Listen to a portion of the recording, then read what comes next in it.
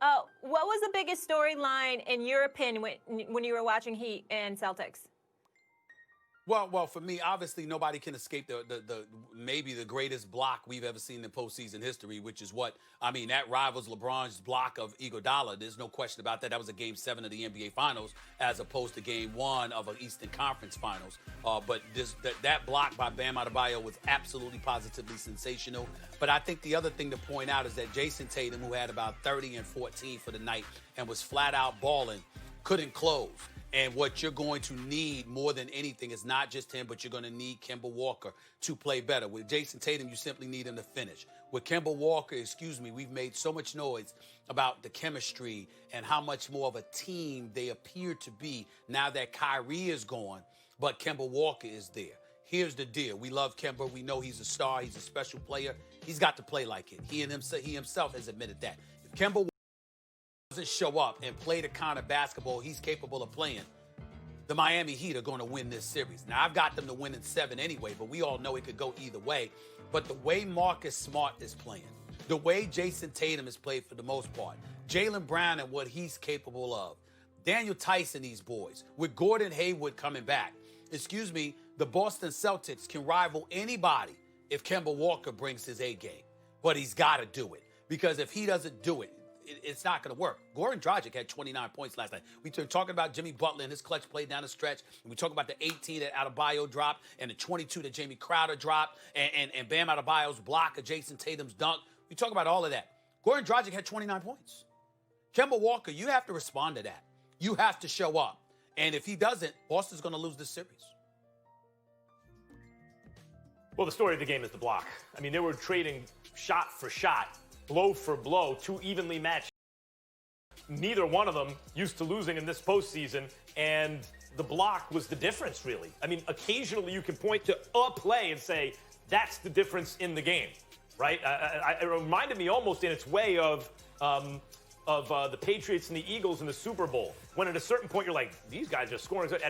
A defensive play is going to win the game. Not that you knew it would be defense in this case, but that was the guy who stepped up and made a game-winning play is Bam. Tatum is, and the question always was going into this season, this bubble postseason, we thought it might be a funky season, postseason.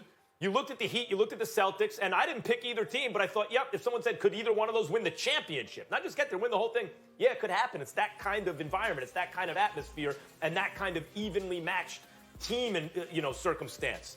So this is not surprising that the Heat are playing the Celtics. Or can Jason Tatum, who always looked to me like that's the future best off championship team, he could be that one day. Are we watching that happening right now? Because that's what was so impressive about Bam's block, right? The dude it was on, a guy who went for 30 and 14 and 5, and who's been amazing. That's who he blocked to really win the game. So can Tatum be that guy? But here's the problem, having lost the first game to the Heat, and I picked the Celtics in this series. Gordon Hayward. I thought Hayward would be available to them to begin the series. He was not. Now they have to take a piece. It's not a small piece. And he makes them better if he's already, but you got to reintegrate that into a team where the minutes have been absorbed by other players who played well, like Marcus Smart, for example.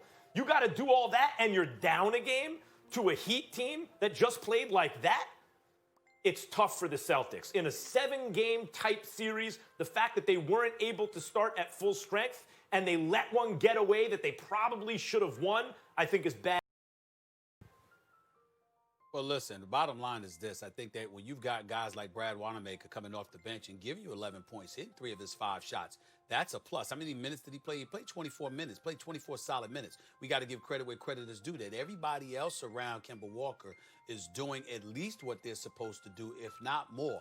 I look at Marcus Smart. He's been the MVP of this team over the last several weeks, as far as I'm concerned. This dude is drilling J's, man. He has 6 3-pointers last night. Now, this dude was known as a defender, just a workhorse and one of the blood and guts of the Boston Celtics, man, because he's a rough rider, and we know what an elite defender he is, got so much heart. But this brother is hitting J's, long-range J's, pulling up, hitting threes, okay? We didn't anticipate that from him. So when you got that from him, and you still have Jaylen Brown and Jason Tatum for the most part doing what they're supposed to do, and let alone you're Kemba Walker, you still can't get going.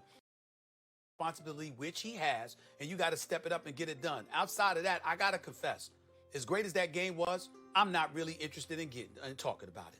I'm that interested in getting back to the Clippers because I hope now that Max Kellerman has had some time to take a deep breath and reflect on the drivel that he spewed in the first segment of the show, that he would actually talk about basketball without bringing up an economist or giving 5 or 6 or 7 different truths or something like that. Because now that you had a time to take a deep breath, I want you to reflect again on Kawhi Leonard and the best in the world and the Los Angeles Clippers, who you picked to win it all. I want you to reflect on all of this stuff. On the next block, not this block, the next block, I want you to take commercial.